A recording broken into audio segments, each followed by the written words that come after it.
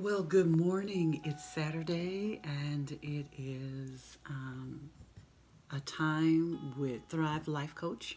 And we're going to come to you this morning and talk to you a little bit about wholeness. Talk to you about wholeness. It's something that I think is vitally important in this day and age that we understand what wholeness is about, how we need to be complete beings, complete people, complete persons in our life and everywhere and everything that we do. We can't continue to walk around and be wounds and to be wounded people. And so people are waiting in their lives. Their lives have been put on hold because they are waiting for their goals to come or to start them or complete them. But they're in waiting because they're waiting on their goals. They're waiting on people in their lives.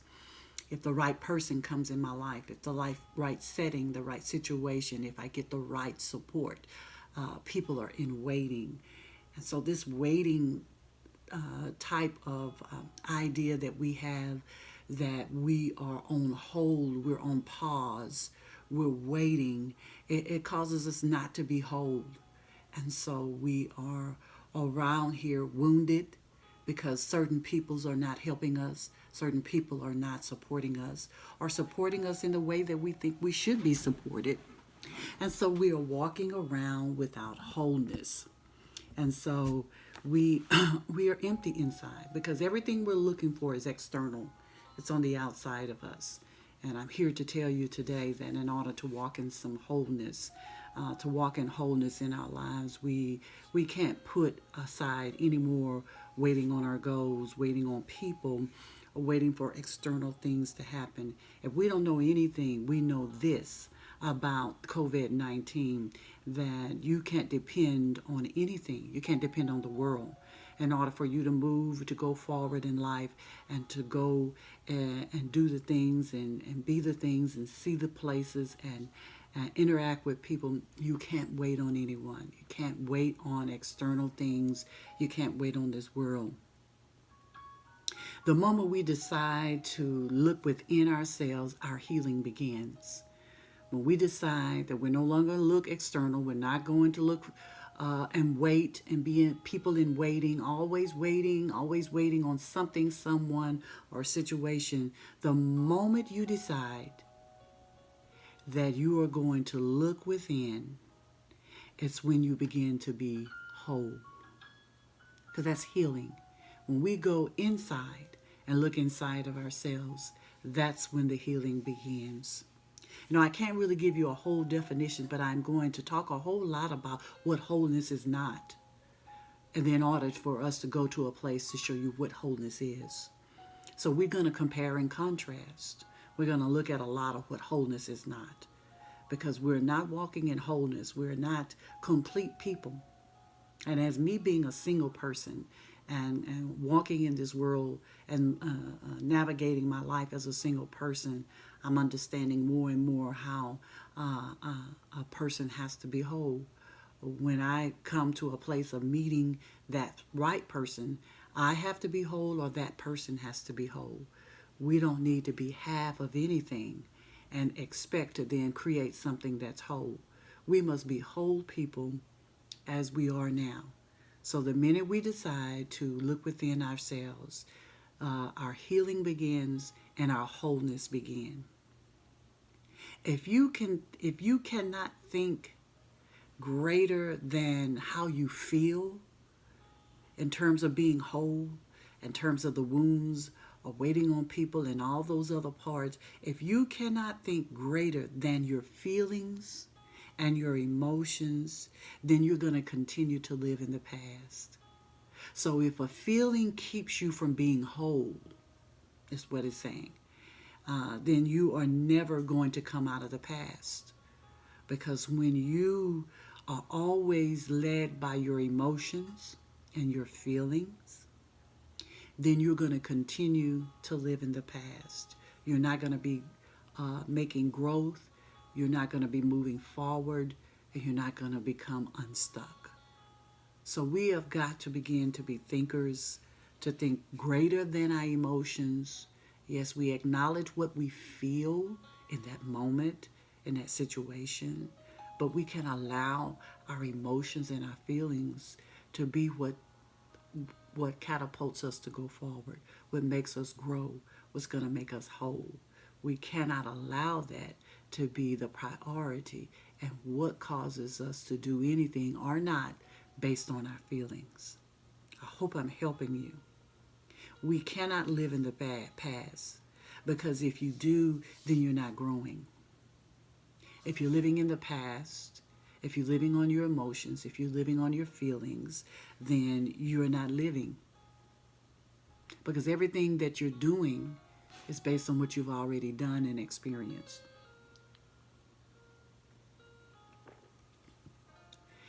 If you're living on your past, if you're living on your feelings, if you're living on your emotions, you're not growing, you're still a wound and you're not whole, then you are a prisoner within your own self. You have taken the cell door and the gate and you have locked yourself in. And you have locked yourself in to continually feel that feeling and that emotion and that trigger over and over again. And so you have become a prisoner. And the person or situation or people that have done this to you in the past, that caused you to think in the past, they're living in the future. They're growing. They're developing. They're getting better. While you're still holding yourself to a past feeling, a past emotion, a past wound, when you can't get past it. And you have not gone inward in yourself to begin to heal that wound so that you can become whole. So listen, if your eternal dialogue, what you say to yourself, what you have decreed and declared to yourself, we do that. We talk to ourselves, and we have an internal language that we speak to ourselves. If your eternal dialogue is negative, or it's a wound, or it is the past, then you're gonna live eternally right now here on earth in a place of unforgiveness. You will just always be the poster child for unforgiveness, because you are living as a prisoner of past feelings, past emotions, past wounds, past. You're just eternally stuck in one big machine that is your past. And so that's not good.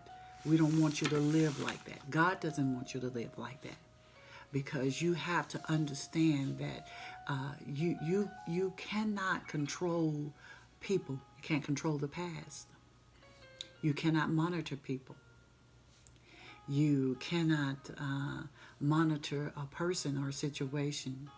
When you do, when you live in that place of control, when you are really, really having control or using control to distance yourself, or to create distance from you and that person, or that type of person, or that type of personality, or that type of situation, what you have done is you're not whole. You're not living in a place of being whole. You're still a fraction or a fragment of whatever that wound is in your life. You are still operating from there. You're not the 100% you that you need to be. So it is why it's essential that we must be whole. We must not be wounds. We must not be a prisoner of our past. We must not be a prisoner of our internal dialogue with the things that we play over and over in our mind. We must not be this person that's always saying, I'm waiting on goals, I'm waiting on people, the right hookup, the right network. We must become whole. We have to be enough as we are. Does that make sense? We must be whole as we are, that I am enough, just the way I am, with the mistakes, with the flaws, with some things that are not in order. I am still enough. I'm not this wound. I'm not the past. I'm not my eternal dialogue. I'm not a procrastinator, but I'm whole. So we can't sit here and feel we are controlling people by and monitoring people and watching in the rears if they are going to display former behaviors or former things that cause you to be upset or cause you to have this wound, and walk in a place of forgiveness, but we're going to control it. So I'm here to say you have to become whole. And many people probably didn't even realize, hey, I'm not whole. Or many know that they are in unforgiveness, because we in the world, we believe that if we dismiss people and we discard them and we get rid of them, and we tell them to talk to the hand, we really believe that we have now covered ourselves and protected ourselves. But what we have done is created a wound, and we're not whole. Listen, there are seasons that people will be in our lives and leave. And it may have been inappropriate that they were in your life in the first place. And then maybe you held them to a standard or accountability that was inappropriate for them to do, whatever that is. But then we walk around with this gaping wound, and we're wounded and we're hurt because we feel that that person needs to be punished, needs to be controlled, needs to be monitored, needs to be punished eternally by you. But essentially what you're saying is that I cannot walk in the future, and that I choose to have a wound that I'm going to carry every day of my life, and is really saying I'm in unforgiveness. I still haven't done a class on unforgiveness. That's interesting, because it's part of my constant dialogue that I talk about forgiveness. And I mean real forgiveness, where the energy inside of you is never anymore to get back at someone. And when that stuff is out of you like that, and you can be okay with them, you know, that is true forgiveness. Now, am I saying you'll come back together and be kumbaya? You very well could. It is a possibility. Some people have really healed from those types of situations. I have experienced that in my life and in my lifetime. So I know that it can happen, but it takes a type of work that you must do, and it starts with inside of you. So let's go on and continue to talk about wholeness. So you keep creating the same past reaction and experience with people or a person that is no longer there. It's over. People have changed their minds. People have healed. People have made different decisions, or they've forgotten about it. They have moved on. So should you, if you want to walk in wholeness. You need to understand that when you are not whole, when you are in this place of living in the past, you're conditioning your body to live in the past experience, where your body still keeps giving you signals and triggers, where you still go back to the initial time and the initial moment. I think I've said before, muscle has memory, and our body is made up of a great deal of muscle. Our heart is a muscle. Our brain is a muscle. So when we are conditioning ourselves by the internal dialogue that we say and the things that we speak to ourselves, and the unforgiveness and the control that we use to try to cover this wound that we have in ourselves, then we are conditioning our body to begin to live in that experience every day of our lives. And how many know that when you hold this energy, this type of wound inside of you, it begins to break down your immunity. You could become physically sick. There are certain diseases that can come upon you because you are now physically wearing your body down. It's like the body's got to fight this fever of this wound or this infection that's in you of unforgiveness and control and monitoring people, and that distrust that we have all the time in our lives, that we carry every day of our lives in every situation. And you are conditioning your body to experience that every day. We're going to experience things in life that's going to really hit us, going to take the wind out of us. Things that we're going to experience that's going to be, we're going to need resuscitation, literally, physically, emotionally, and spiritually. Yes, but those scenarios are not to be how we live daily. They are moments that should come and pass. And as they come and pass, there should be a place of growth. There should be a place of healing before you can really live in a place of wholeness. Those emotions that you have are defining you. You have now become the poster child of a wound, and you are working, living, and reacting and leading from a place of a wound. You're not whole. You're not whole at all. So we have to understand that we can't allow those emotions to keep defining us. At some point, someone should be asking you, why are you so angry? Why are you so angry? Why are you so purposeful, mean? Because after a while, you become this person, you become this poster child, you become this wound, this gaping wound. And the moment that your emotions begin to take over, you begin to be another kind of person. So somebody ought to be asking you, why are you so angry? Someone should be asking you, why are you so bitter? Why are you so mean? What are you afraid of? Why are you so afraid? There's something that's causing you to be afraid, that's preventing you from being whole again. Someone should be asking some questions.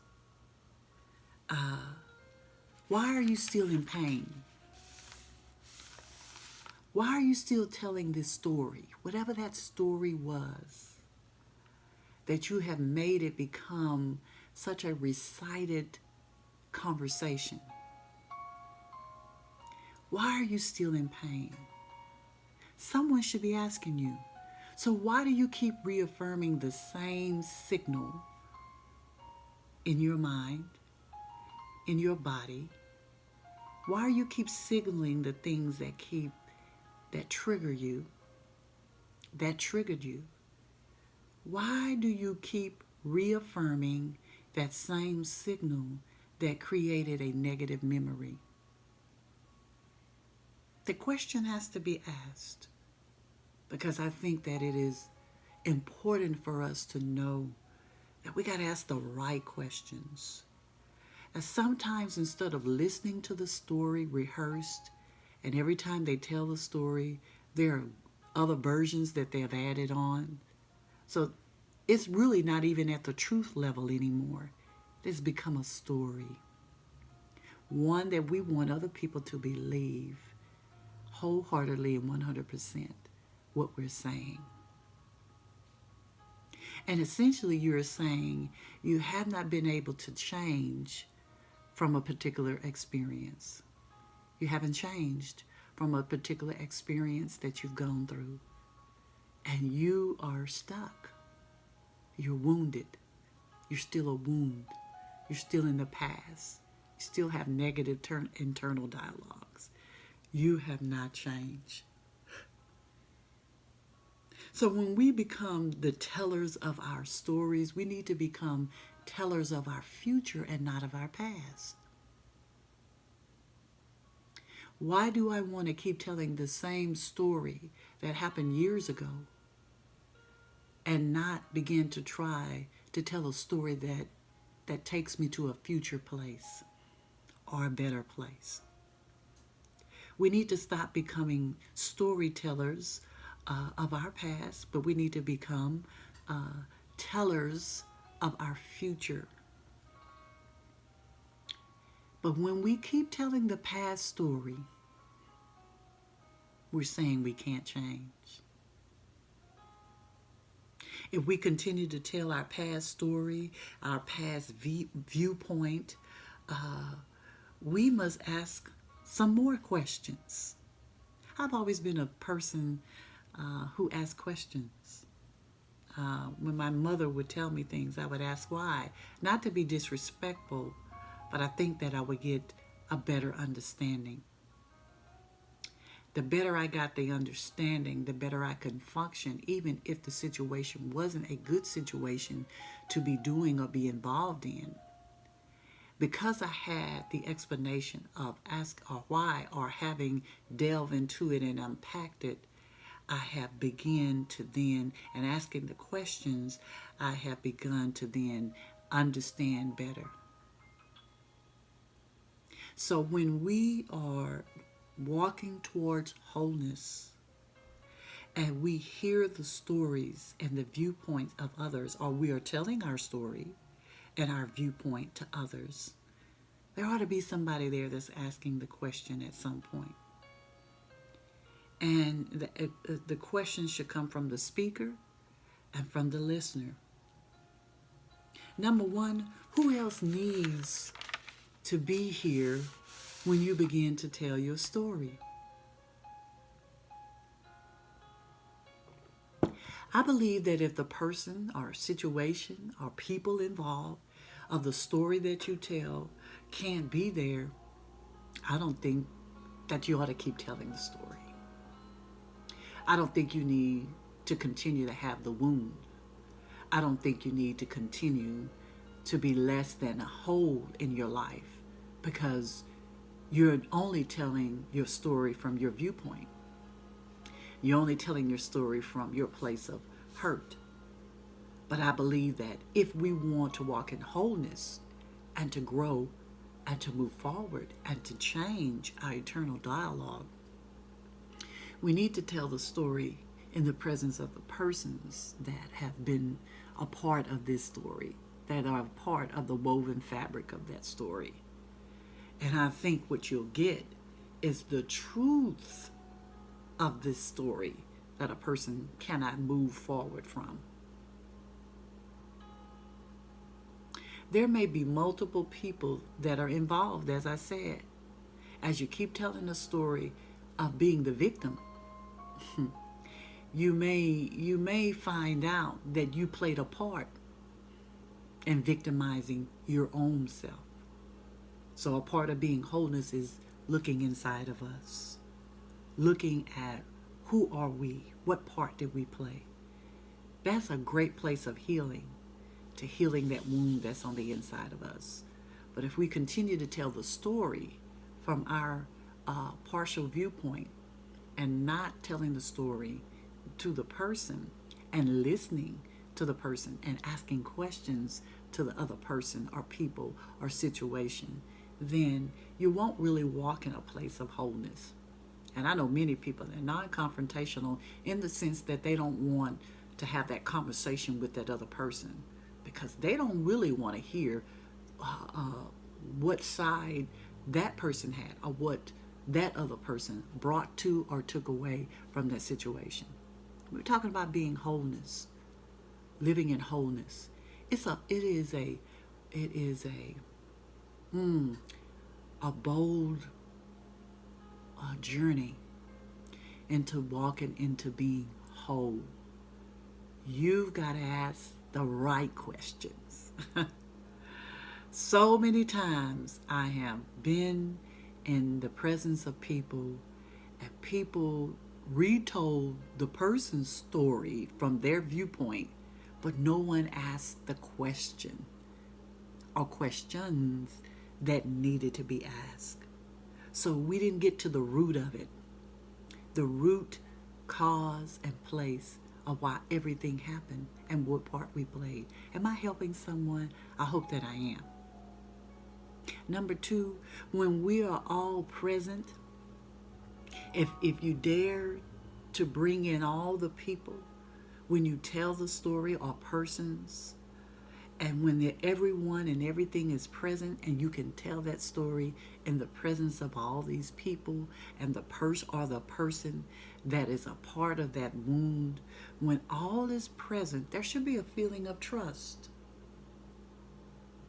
Because now we're getting to the truth of it. Not being messy, not being accusatory, not being drama queens, not being reality show women. But I'm talking about a purpose of saying, I want to be whole. I think I want to know. I think I want to get rid of whatever this wound is. I want it to heal. I want to feel good in my body. I don't want to carry the energy in my body that breaks me down, that breaks my immune system down, that causes gastrointestinal problems, that causes mental anguish and mental health issues. I want to get rid of that wound that is causing me to be sick. So when you have all of the key people or persons or situations, and you can tell the story, and they can tell their story and viewpoint and vantage point, there should be a feeling of trust, because actually, they experience you or it as well, and there are other components. So we have to be whole, and we have to take time to ask the questions, and we have to take time to be listeners. But in order to be whole people and whole beings, we must be honest, willing to look within, and tell the ugly side of the story. To tell the ugly side of the story. I have always said there's a cleaned up version to our story, and then there's the real story. And then you often hear people say there's their story, your story, and somewhere in between is the real story. But the thing of the matter is, we got to get to a place that it becomes a place of wholeness in ourselves. That we are not still holding to this wound that is in us. The impact of this, of telling the whole story, is healing. And that's where we all want to be. Healing is not just magic, but it's where we got to do some of the work. We got to give it to God. We got to let go. We got to face some of the people and situations and things that we've done. If anybody's ever been in a 12-step program or recovery program, they teach you how to maybe mend the bridges and to go back to the places where wounds were created either by us, instead of telling the story from one viewpoint. We need to be able to go to a place that we're going to impact healing. I don't know about you, but I want to be whole. Jesus asked the man that had been lame for 38 years, will thou be made whole? And it seems like a rhetorical question to ask anybody that's been sick, hurt, wounded, sad, stuck. Do you want to be made whole? Now that's a question. Jesus asked the right question. Everybody probably for 38 years listened to his story. How he said he was never, because he couldn't walk, he was never going to be the first one in the water when it was troubled by the angel. But the Lord then began to say, will thou be made whole? The man did tell him how every time he wanted and desired to be made whole, he was not ever in the position to be. He had become accustomed to telling his story. But Jesus asked him, will thou be made whole? He wanted this man to begin to speak about his wholeness. And what was that going to look like? That was going to look like that person, hope returning back to them. They were going to be speaking their wholeness and healing, and not the problem, and not telling the story. Who am I speaking to today that needs to walk in a place of wholeness? It may be a scary place to tell the real story, the ugly side, and the ugly side of that story. It may be scary that you would have to sit and ask the questions and have a conversation with the persons or people that you may need. Now, if those persons have committed even crimes against you, I'm talking about where many people have been molested and sexually assaulted. I don't recommend having those conversations. But I'm talking about where there may have been family discord and misunderstandings on jobs and a lot of areas this can be used. But if a crime has been committed against you and it is a risk that you could be physically hurt to have that type of closeness with a person, I don't recommend that. But I do recommend that you have a very real conversation, and so that you can have a place of healing. And that's the ultimate place. Take it to God, whatever that thing is too, that you need to talk about in order to be made whole. The impact to do this, to do the work, is healing, wholeness, love, and connection. And our connections won't be broken. Let me say that again. The impact of walking in wholeness, seeking wholeness, is healing. It's going to be love. It's going to be connections. We're going to have connections with people, and they won't be broken. There won't be a disconnect. There won't be a void when you're in their presence. Or you won't be void when you're in their presence. You won't be broken when you're in their presence. You won't be disconnected in life because you have this wound and because you're not whole. When you can become connected and healed and you're in love, not in love, romantic, I'm talking about love of self. When you can have that empty, half-hearted feeling that you have, an approach that you have, and everything you do will not be there anymore. You will be connected. You know, you can meet people sometimes and though we are polite and we say nice things, there's something that's disconnected. There's something that is a void or empty or awkward. What is that? Those are people who are not whole, or you are not whole in a particular setting and situation, that those signals have come back in you. That wound has started back in you. Wholeness, healing, and self-love is the way that we become whole again. And let me say something about self-love. It's not this vanity love where we become the mean girl or the mean guy or the bully because I love myself. It's not that kind of self-love. It's not fed by money. I'm going to get money. When I get money, I'll be whole, you know. It's not that kind of self-love.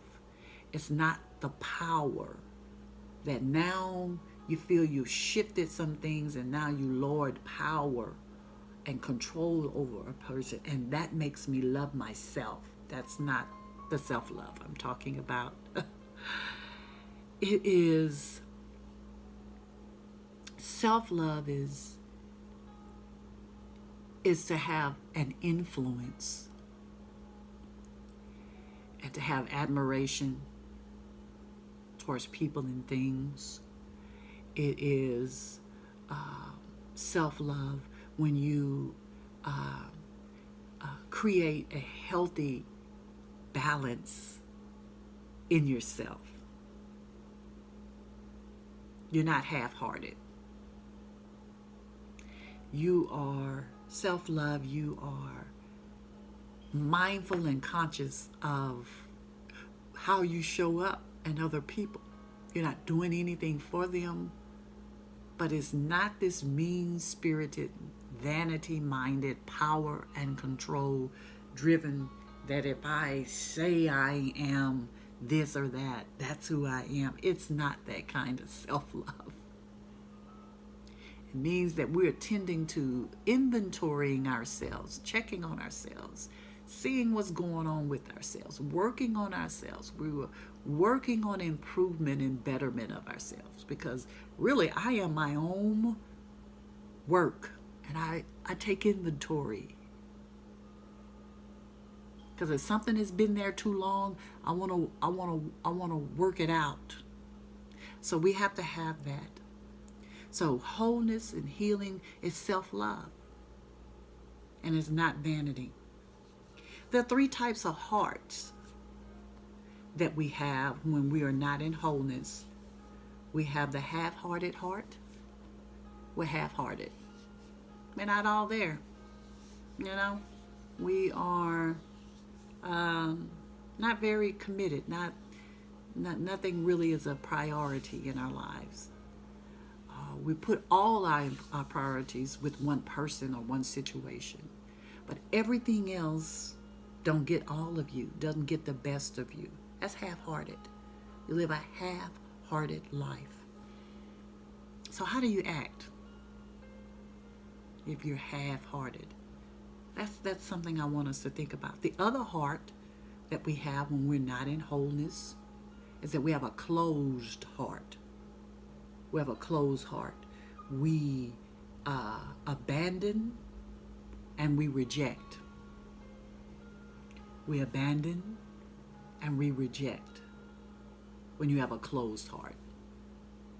And the other heart that you have when you're not in wholeness is you have a hard heart.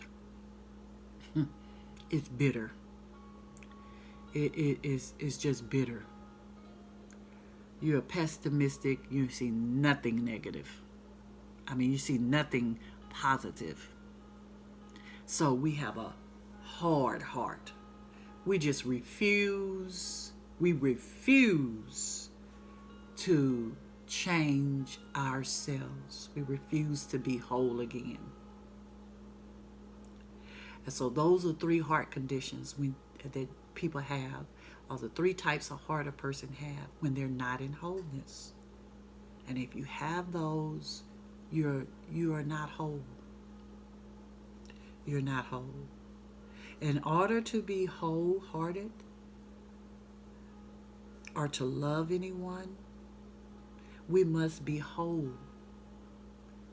And we must have a heart that's applicable to loving people, loving ourselves, not in the vanity way, but loving ourselves to try to bless ourselves and better ourselves. In order to be whole, we must integrate in our eternal dialogue we and me. We and me. The both of us, or all of us. Not I or they. We can't have those words in our affirmation and internal dialogue. We must be mindful of other people, other situations, other things that people go through. We must be mindful that the love and care and compassion and concern that we want, that others want it too. But what's wounded them? You have to look and come outside of yourself and think about those things when you're going through a place of saying, Lord, will thou be made whole? Will I be ever whole again? You got to have this integration in your life. We and me. We and me. And then you also need to integrate the you and me. You and me. Being whole is not, let me tell you what being whole is not. Being whole is not a constant state of happiness. I'm not telling you that every day because you try to walk in wholeness and you are working on it and you are getting it better and better every day. It's not a constant state of happiness. Being whole is not a constant state. Oh, happy day. There are going to be challenging times and situations. Let's be clear about that. Being whole is not about happiness every day, constantly. Okay? Being whole is not a constant state of acceptance, love, of acceptance. We must have balance. There are things that's going to off balance that at days and times. There's some things that you just cannot accept. Wrong is wrong, right is right. And so we need to know that to be whole is not saying I am accepting, every day I accept any and everything that anyone does to me. That's not wholeness, because that's not balance. And that really is not love. As a parent, I don't accept everything my son has ever done because I know that he knew right from wrong. So because I loved him, but I did not accept everything.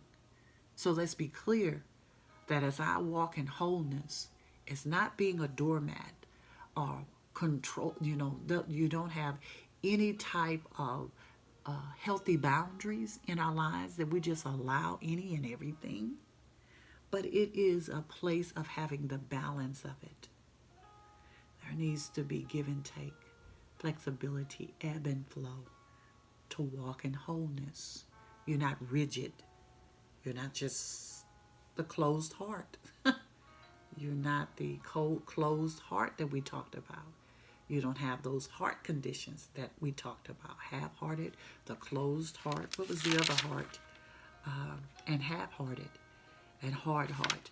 So we are applying flexibility and a beating heart and a living heart and a loving heart that's going to go through some things, but at the same time, it's not deciding to become a stone. So this is something to understand what wholeness is not in order to understand what wholeness is. I hope you're taking notes. It's not a perpetual feeling of well-being. I think I've created the understanding that this is an understanding that living a life of wholeness or seeking after wholeness is not every day is perfect. Because when you try to give people advice about changing their thoughts in their heart, it becomes kind of challenging. And people want to continue to tell the same story. But I'm trying to help you break those patterns, break that stony heart, break that down and look at it from a different perspective, from a godly perspective, from a purposeful perspective, from a living perspective. Wholeness truly means accepting the whole thing, not part of it, not a half-hearted story, a partial story, a one-person viewpoint story, a limited story. Wholeness is truly, it means accepting the whole thing, the good, the bad, the sad, the mad, the scared, the glad. It's all parts of it. Looking at all parts, all people, all players, all of it. And what's the takeaway that you can have so that you can walk in wholeness? Spend some time, quality time with yourself. And this is why this subject came up. As we're in this lockdown and COVID-19, are we spending quality time with ourselves? Are we thinking about some things over our lives? Because life has changed. And if we don't realize that every day we live a day that we are closer to dying and living from here, I don't want to leave here, listen, from a place that I am still wounded, hating, controlling, and mistreating people. So I want to be whole. As Jesus said to the man that had been lame for 38 years, will thou be made whole? And I'm asking to the listeners out here, will thou be made whole? Or will you stay where you're at? Each day, balance yourself. Just balance yourself. Balance yourself in your self-esteem, good self-esteem, positive self-esteem. If you're not there yet, begin to work on it. And also, each day, balance yourself with self-criticism, or let's say self-critique. Because if you can critique yourself and you have the good self-esteem and you have self-critique, I think that is a good balance. So you can check yourself. Nobody has to check you. You can check yourself. If we do that on a daily basis, where we have realisms in reality, good self-esteem balanced with self-critique. And so it's a balancing act. It's like the checks and the balances. One doesn't overpower the other.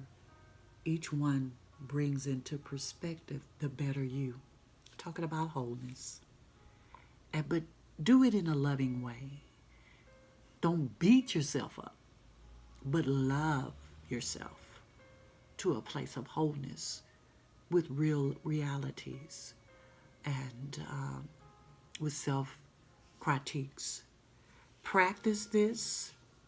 I offer to you this teaching in wholeness to bring you to the center of yourself where you walk in wholeness.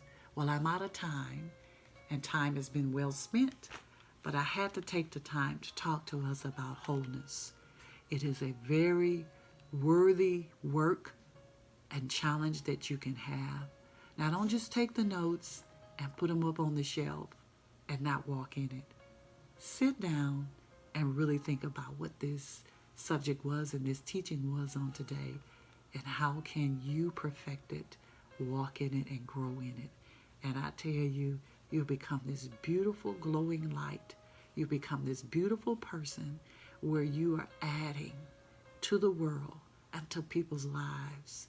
Everywhere you go, you'll be a change agent. Until next time, bye-bye.